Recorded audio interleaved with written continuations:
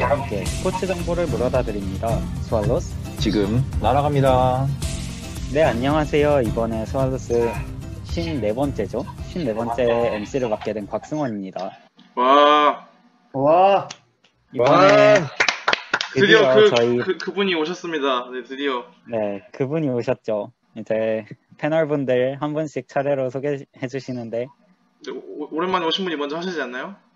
아, 그분이 저였나요? 아, 네. 맞죠? 주제 소개하는 줄 알았네. 주제 소개. 안녕하십니까. 전 MC였고, 이제는 슬슬 MC 자리를 물려주고 있는 박다원이라고 합니다. 안녕하십니까. 안녕하세요. 다들 너무 훌륭하시네요. 잘하시네요. 네, 네, 안녕하십니까. 영원히 패널로 남을 한채용이라고 합니다. 안녕하세요. 네, 저도 패널로 남고 싶은 네, 이희정이라고 합니다. 네, 안녕하세요. 서울 사는 패널 박진영입니다. 패널로 남고 싶다는 이야기를 안 하시는 걸 보니 욕심이 다음 있으시네요. MC는 서울 사는 MC 희망 진혁 씨라고 네, 봐도 될 것 같습니다. 또 이 방송 기대하겠습니다. 컨셉이 한 사람 몰아가는 그런 걸로 가는 것 같은데 오늘은 타겟이 제가 되지 않았으면 좋겠다는 바람입니다. 우선 그 얘기를 하기 전에 타겟은 자동으로 진혁 씨가 될 것 같은데 지난번 예측 결과를 이제 저희가 언급을 안 할 수가 없겠죠. 결국 예측 결과를 맞춘 사람은 저와 채용 씨밖에 없는 것 같아요. 그렇죠. 제가 요즘 진짜 물이 많이 올랐어요. 야, 근데 어떻게 오답이 4대0을 거의 없는. 네? 그건 솔직히 근데 4대0. 제가 보니까 확실히 이게 그러니까 퇴장 그 이슈도 있었고 솔직히 퇴장 이슈는 그 어떠한 전문가도 예측하기 쉽지 않은 그런 상황인데다가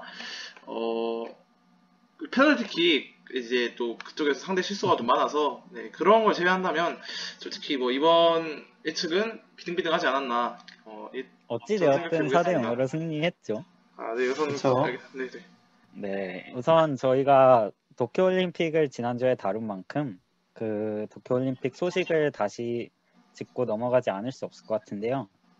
간단하게 저희가 주목해 볼 만한 소식들이 있는데 우선 지금 한국의 성적이 금메달 5개, 은메달 4개, 동메달 7개로 총 메달 16개로 7위를 지금 현재 달성하고 있다고 해요. 좋은 성적이라고 생각을 하고 있고요. 그리고 이제 화제가 되었던 안산 선수가 있었죠. 양궁에. 여자 양궁에서 안산 선수가 올림픽 3관왕을 달성하면서 최초로 이제 양궁의 양궁의 역사에 이름을 남기는 족적을 남겼고 또 대한민국 축구가 아까 말씀드렸다시피 루마니아전 4대0 그리고 온두라스전까지 잡으면서 조 1위로 올라갔지만 아쉽게 멕시코에게 토요일 저녁에 패하면서 8강에서 탈락한 사건이 있었고요. 그리고 맞습니다. 네, 여자 배구도 있었죠. 이번에 어제 여자 배구에 진짜 정말 대단했죠. 재밌게 다들 네. 보셨나요? 재밌더라고요. 이게 진짜 이게 한일전이다 싶을 정도로 3대2로 정말 극적인 한일전 승리를 거두면서 8강 진출을 확정지었죠. 그쵸. 관련 약간 뉴스로 되게- 김연경 선수가 이제 허벅지 핏줄이 터질 정도로 열심히 뛰었다라는 그런 글이 올라왔더라고요. 그 정도 집념을 보여주는 선수가 대한민국의 국가대표이자 주장까지 차지하고 있으니 이게 태극전사들의 활약이 실로 대단하다고 말할 수밖에 없는 그런 활약상이었죠.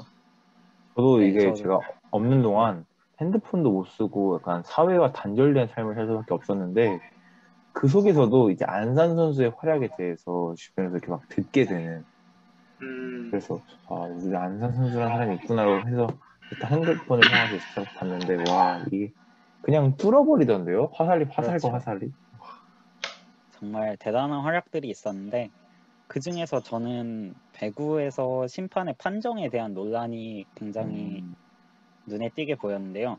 김연경 선수가 그렇게 열심히 함에도 심판의 판정에 대해서 약간 안타까운 판정이 나오면서 꽤 한국 팬들에게는 속상한 일이 아닐 수가 없었습니다. 이제 또 반대로 한국 온두라스 축구전에서는 심판의 과도한 중재와 개입에 대해서 팬들 간의 이야기가 또 불거졌죠. 그래서 이러한 모습을 보고 제가 감명을 깊게 받아서 VAR을 포함한 ICT가 스포츠에서는 어떻게 활용되고 있는지 한번 알아보려고 합니다. 그래서 이번 주 주제는 ICT와 스포츠의 융복합 사례로 결정했습니다. 간다! 넘어간다! 네, 먼저 우선- 제가 적을까요? 네. 네, 우선 아닌가요? 저희가 네네네. 좀 그 전에 자제하세요. 죄송합니다. 저희가- 빨리 이제 자중하세요. 입이 자중하세요. 근질근질해가지고. 네. ICT가 친숙하지 않으실 이제 시청자분들에게 설명을 조금 해드리기 위해서 준비를 해봤는데요. ICT는 이제 Information and Communication Technology의 약자로 우리가 흔히 이야기하는 귀가 녹네요, 바로 그냥. 소리 귀가 같은 녹아. 흔히 이야기하는 정보통신 기술을 말합니다. 그렇죠. 그래서 기존의 IT와는 조금 달리 통신, 그 커뮤니케이션을 강조하며 사람과 사람, 그리고 더 나아가서 정보의 커뮤니케이션, 즉 사물과 사물의 통신까지도 포함하는 개념입니다. 그래서 2010년대에 이르러서 ICT 기술이 점점 발전되고 그럼에 따라서 다른 분야와 융합을 시도하는 성향이 굉장히 짙게 나왔는데요. 그렇죠. 그 중에서 스포츠가 이제 새로운 ICT 기술과의 높은 활용도를 보이면서 크게 주목받았습니다. 이에 아무래도 그 따라서 스포츠라는 그런 그 분야가 되게 뭐라고 하죠? 급변하는 산업군이기 때문에 그렇죠. 좀 더 그런 영향을 보이지 않았나 싶기도 하네요. 네, 맞습니다. 이에 따라서 이제 말씀하신 것처럼 빅데이터, VAR, VR, AR 그런 기술을 활용한 관람과 콘텐츠가 개발되고 또 여러 다양한 하이 테크놀로지 실생활 스포츠웨어가 개발되며 참여 스포츠의 방식이 넓어지고 그런 결과가 나오면서 계속해서 등장하고 개발되고 있습니다. 그러면은 저희가 이제 실제로 ICT가 어떤 방식으로 스포츠와 결합되어 있는지 알아보고자 하는데요. 우선 아까 말씀하시려던 희정 씨 말씀해 주시면 네, 감사하겠습니다. 감사합니다. 얼마나 재밌는 얘기를 하시려고. 네, 지금 기대가 벌써 됩니다. 입이 근질근질한데, 우선 저는 이제 올림픽과 관련해서 뭐 4차 산업혁명의 이제 가장 중요한 부분이라고 볼 수 있는 이제 AI 기술과 아까 말씀하신 ICT 기술에 대해서 약간 얘기를 해보려고 해요. 먼저 우선 이번 도쿄올림픽에 이렇게 어려운 상황에서도 이렇게 열리게 되었는데 다양한 로봇들이 이번 올림픽에서 이제 상당한 역할을 해주고 있다고 해요. 이런 올림픽들은 이제 일본 기업들인 도요타 혹은 파타소닉 이런 기업들에서 로봇을 이제 올림픽에 지원을 해주는데 일본이 이제 도쿄올림픽에 지원한 로봇으로는 이제 파워 어시스트 슈트 그리고 휠체어 이용자 서포트 로봇 그리고 농구 종목에서 요즘 약간 보여주고 있는 농구 로봇을 이렇게 보여주고 있다고 해요. 현재 파타소닉의 웨어러블 로봇인 파워 어시스트 슈트는 이제 저희가 흔히 알고 있는 그냥 뭐 어떻게 움직이고 그런 로봇이 아니라 아까 말씀하신 착용하는 형식의 그런 로봇이에요. 이런 로봇을 이제 저희가 착용하면 무게 20% 정도를 이 로봇이 이제 줄어들게 만들어줘서 경기장 혹은 공항 등에서 선수단 관객들의 짐을 이제 더 가볍게 들 수 있는 그런 역할을 한다고 해요. 그리고 이제 도요타에서 지원한 로봇으로는 이제 자율주행을 기반으로 하는 네 파나소닉 한국 기업인가요? 네, 파나소닉이죠. 파나소닉이요? 파타소닉이었나요 제가? 죄송합니다. 네, 파나소닉. 네, 파나소닉. 그리고 아까 말한 건 파나소닉이었고요. 이번에 도요타 기업이 후원한 그런 로봇에 대해 알아보겠는데요. 도요타는 자율주행 기반을 하고 있는 로봇을 이제 지원했어요.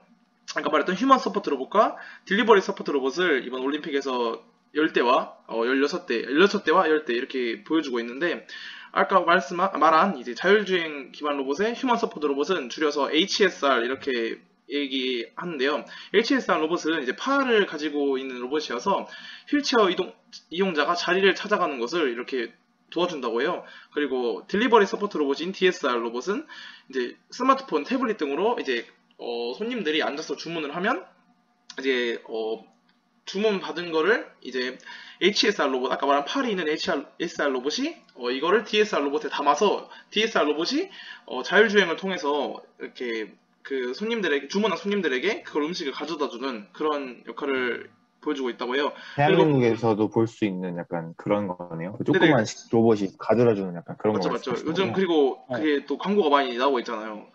네, 저도 알바하다가 잠깐 쉬러 갔는데 어떤 로봇이 갑자기 저한테 서빙하러 와서 좀 무섭기도 하더라고요. 네, 아무튼 그런 걸 이제 네, 도쿄올림픽에서도 보여줬는데, 그리고 다음으로 가장 제가 신박했던 게 이제 저희가 스포츠는 아직 로봇이 참여하기에는 이르다고 많이 생각하고 있잖아요. 직접 이제 뛰기에는. 그런 걸 깨부수고자 도요타가 이번 농구 로봇을 약간 선보이기 시작했어요. 이 로봇의 이름은 AI 농구 로봇 Q인데, 농구 경기 중간에, 저희 올림픽 농구 경기 중간중간에 이제 미들슛, 3점슛, 심지어 하프라인 슛까지 이 로봇이 선보였어요. 이게 대충, 이제 정해진 곳에서만 슛을 쏠 수 있는 게 아니고, 이 로봇이 센서로 농구 골대 이미지를 이제 3D화해서 슛을 쏘는 방식으로 이렇게 진행이 된다고 해요.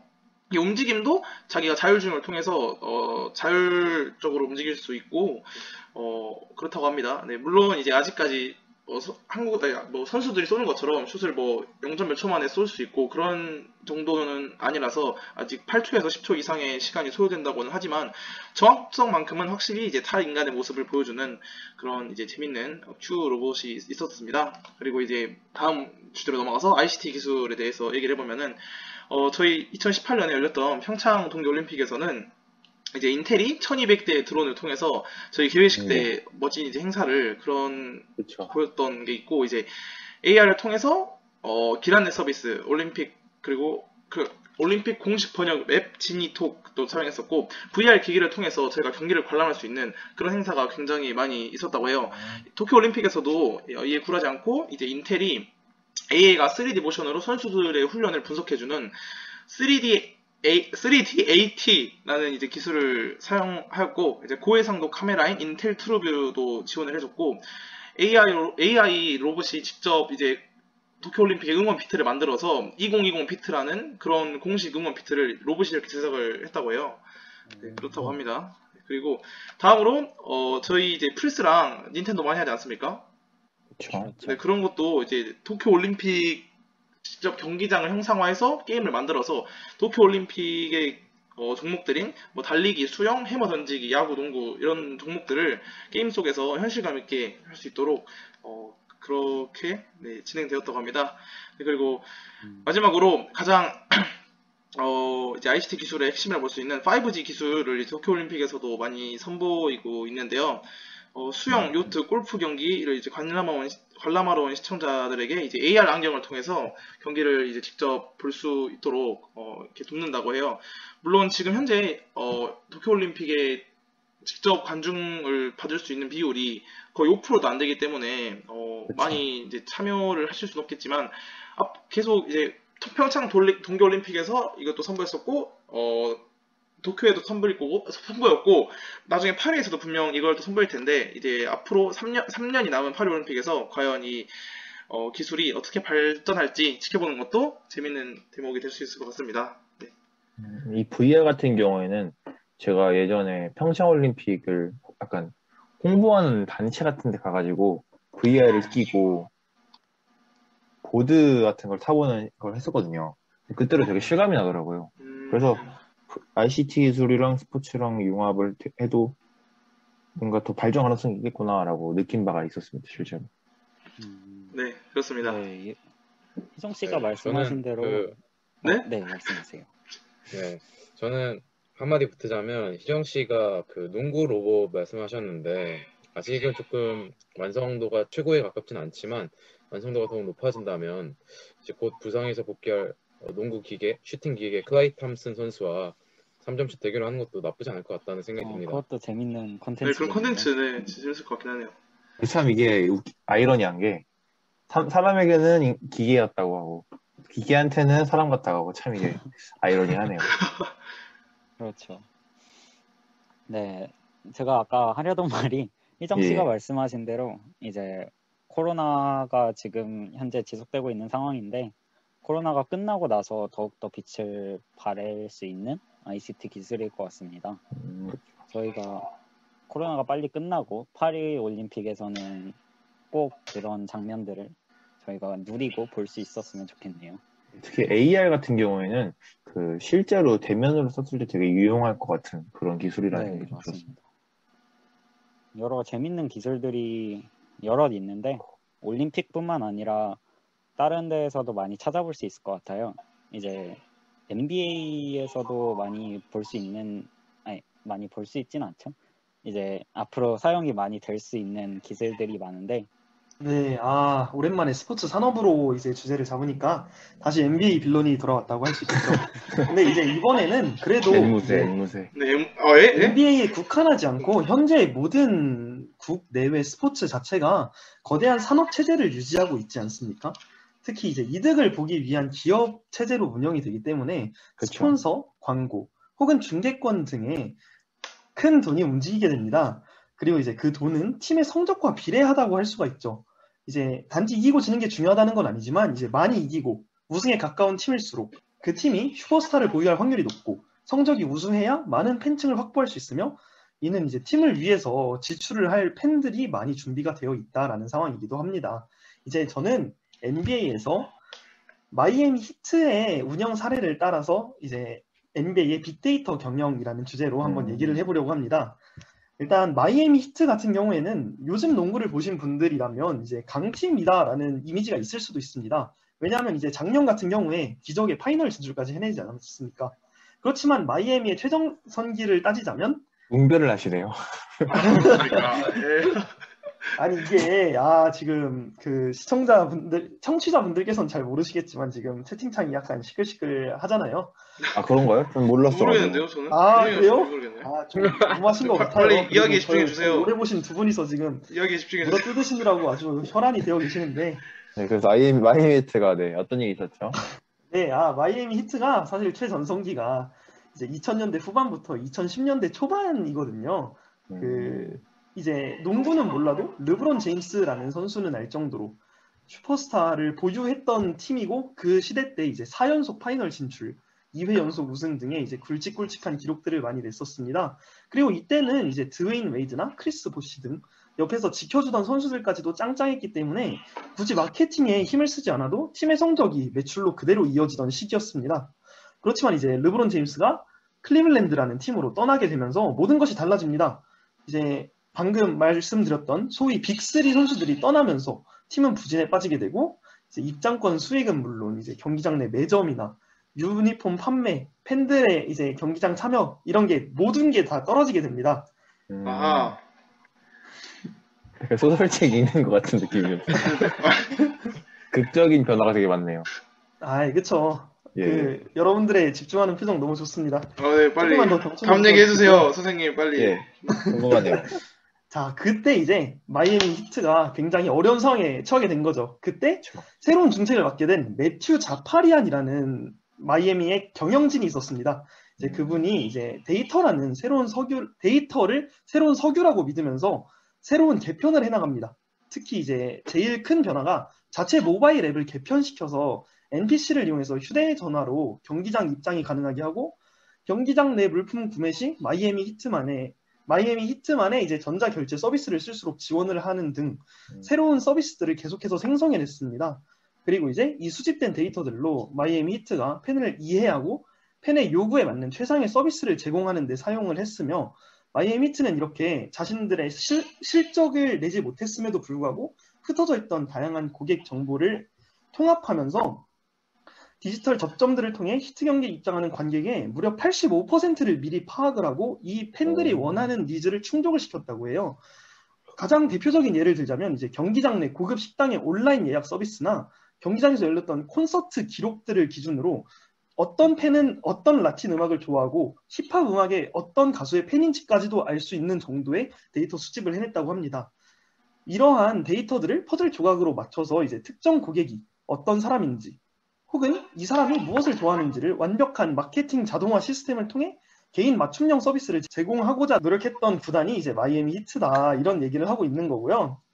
이런 마케팅 시도는 당연하게도 긍정적인 결과로 돌아왔습니다. 그렇죠. 네, 빅3가 파괴된 후에 이제 마이애미 같은 경우에 최근 5년간 파이널 진출 1회를 제외하면 2번이나 플레이오프에도 못 나간 이런 약팀 중하위권의 이미지가 강했는데 그래도 이제 시즌 입장권 판매 자체가 전년 대비 30%나 늘어나고 운영 비용은 줄어들었으며 팬들의 입장 패턴을 이제 분석하면서 직원 교대 시간을 변경하는 제도로 한 시즌에 이제 100만 달러 이상의 경비도 절감하는 등 입장권, 매점, 상품 구매 패턴 등 모든 부분에서 새로운 개선을 이뤄내면서 많은 이득을 보게 되었습니다. 이제 제가 앞서 말했던 거대한 산업 체제라고 했었는데 이러한 점에서 마이애미 히트가 완벽한 빅데이터 체제를 운영한 예시라고 볼 수 있다고 생각을 합니다.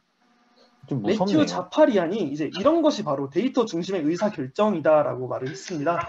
그리고 이 새로운 변화는 지금 미러키 벅스라는 구단 이번 파이널 우승팀까지도 따라하기 시작하면서 NBA에 새로운 바람을 불러일으킬 예정입니다. 이게 좀 아, 무섭네요. 저는 여기까지인데 네네. 잘 들어주셔서 감사하고요. 혹시 들리시나요? 네, 네네. 말씀하세요. 제 말 안 들리시나요? 아, 예. 최근 씨가 다원 씨 말을 다 이제 씹어가지고 그러게요. 그렇습니까? 괜찮아요. 그만큼 열성적으로 이제 이야기를 하시다는 아. 거니까. 네. 그렇죠. 승원 씨가 할 말이 있는 것 같던데. 한편에 이제 마이애미 히트 서사시를 들은 느낌으로 네. 정말 재밌게 들었는데 타원 씨 예. 무서울 수도 있다고 말씀하시던데. 아까 이게 무섭다고 한 게 제가 지금 3번째 얘기하는 것 같은데 우리가 어떻게 행동할 건지 다 예측하고 있다는 거예요. 그 회사를 그 팀에서 이게 얼마나 무서운 일이지 않나. 전 오히려 좋은데요. 결국 저희들의 니즈를 충족시켜주기 위해서 하는 거니까. 뭔가 약간 우리의 행동 패턴을 읽히고 뭔가 그 결속되어 있다는 약간 이런 느낌이 드니까 팬 입장에서 물론 되게 좋겠죠. 그렇죠. 근데 모든 구단이 다 그런다면 좀 무서울 수 있을 것 같아요. 아무튼 네. 약간은 네, 말씀. 잘 들었습니다. 마이애미가 이제 히트를 친 그런 이야기 잘 들었다고 말하고 싶었는데 네. 제 차례를 빨리 넘어가라는 네. 뜻인가요? 아니 한번 드립 쳐보려 했는데 반응이 시원치 않아서 그냥 넘어가도록 하겠습니다. 넘어가 주세요. 마이애미 히트 얘기 잘 들었고요. 약간 그 마이애미 히트 얘기 중에서 마이애미 히트만의 결제 시스템을 도입해서 이렇게 조금 내수 자원을 돌린다고 해야 되나요? 그런 부분에 좀 힘썼다고 저도 느꼈는데 그게 제가 지금 얘기하려고 하는 ICT 분야와도 좀 연관이 있는 것 같아서 좀 더 채용이가 말하는 걸 좀 더 심취해서 들을 수 있었던 것 같습니다. 우선 제가 얘기할 ICT 종류는 NFT, 저희가 전에 얘기했던 NFT와 암호화폐 이 두 정도인데요. 이 두 개 다 블록체인을 기반으로 하고 있는 ICT 기술이라 할 수 있죠. 먼저 암호화폐에 대해서 얘기해 보려고 합니다. 암호화폐 같은 경우에는 처음에 스포츠 시장에서 등장한 게 채용 씨가 말씀한 것처럼 결제 수단의 목적이었어요. 그때 처음에는 도박 회사랑 이제 해외 스포츠 베팅 회사 그 웹사이트들이 그 시작을 열었고요. 그 도박 회사들이 이제 결제 수단으로 받아들이고 얼마 지나지 않아서 스포츠 클럽 같은 데서도 구단주들이 회원들에게 이제 암호화폐 형식으로 돈을 지불하게 하는 그들만의 그런 시스템을 이룬 거죠. 약간 이런 점에서 제가 비슷하다 느껴가지고 아까 말씀드린 것입니다. 그래서 이 방식을 그 일종의 펜토큰이라고 하는데 여기서 좀 넘어가서 이제 현재 최근 같은 경우에는 유벤투스나 바르샤 같은 이런 빅클럽들이 팬들이 사용할 수 있는 자체 토큰을 보유해서 이걸 통해서 뭐 상품을 구매하게 한다든지 예를 들어서 바르샤 같은 경우에는 팬들이 좀 더 그 구단 운영에 그 투자하는 시간이나 그런 게 좀 크다 보니까 그런 거에 좀 활용하게 해준다든지 아니면 VIP 좌석 같은 그러한 걸 구매하게 해주면서 뭔가 그러한 보상으로 암호화폐를 이용하는 바가 있고요. 그 NFT 같은 경우에도 저희가 저번에 말씀드린 바가 있지만 그거에 약간 실질적인 대한민국 내부의 예를 제가 좀 찾아봤는데요. 이번에 오승환 선수가 대한민국 최초로 한미일 통산 436세이브를 6월 14일 한 2달 정도 전에 기록한 바 있죠. 그래서 그거에 대해서 오승환 선수의 그 에이전시를 맡고 있는 스포트 인텔리전스라는 그룹과 그리고 대한민국의 비트베리 파이낸스라는 이 두 기업이 MOU 체결을 통해서 그 오승환 선수가 기록 달성 시 착용했던 그 용품을 최초로 NFT화한다고 발표를 했습니다. 그래서 이 NFT화된 오승환 선수의 물품을 통해서 투구품, 기록 등을 블록체인 네트워크 내부에서 즐길 수 있다고 하네요. 그래서 아마 이번이 되게 시작점이 되지 않을까? 제대로 우리나라에서 NFT가 알려지는 시작점이 되지 않을까? 싶은 생각도 들어서 아마 되게 많은 팬들이 NFT라는 새로운 산업 분야에도 관심을 가지게 되는 순환작용이 일어나지 않을까 싶네요. 맞습니다. 제가 그 소식을 조금만 빨리 들었으면은 저도 오승환 선수의 그 장비들을 얼른 사왔을 텐데 아쉽네요.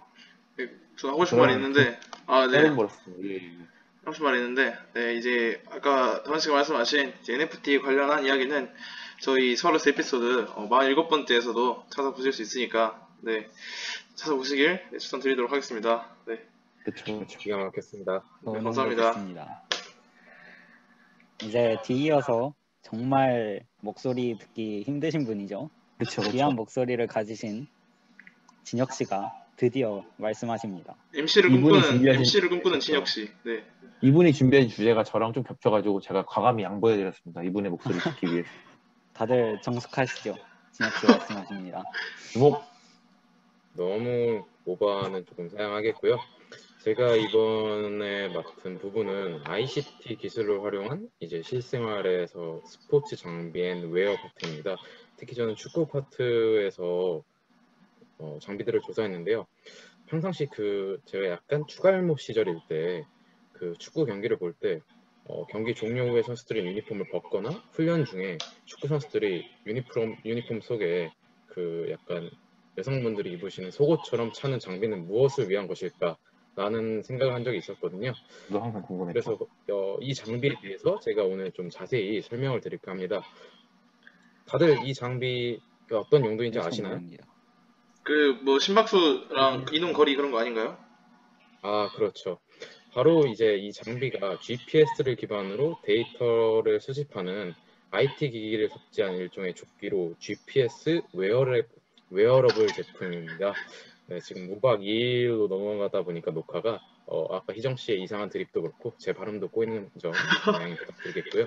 약간 이 조끼를 홍보하러 나오신 분 같네요. 아니요. 그래서 제가 이 그 조끼 브랜드를 명을 네. 오픈하면 안 될 것 같아서 가운데 글자는 가리고 사땡 BS 출시한 이 축구 분석력 웨어러블 트래커의 경우에는 사이즈가 한 에어팟 프로 정도 됩니다. 무게도 40g 정도로 굉장히 가벼운 편이고요.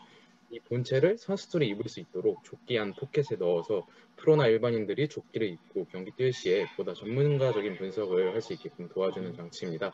심지어 이 장치를 끼인 조끼를 입고 뛰었을 때 포지션별로 평점까지 나오며 이러한 평점 시스템이 이제 방향 전환 빈도수와 민첩성 그리고 스프린트 빈도수와 강도 등을 포함한 13가지 이상의 데이터를 활용한다고 합니다. 그래서 이 본체를 포함한 조끼를 입고 경기를 뛰는 후에는 바로 스마트폰 앱으로 분석된 경기 데이터가 전송돼서 경기를 보다 디테일하게 리뷰할 수 있다고 합니다.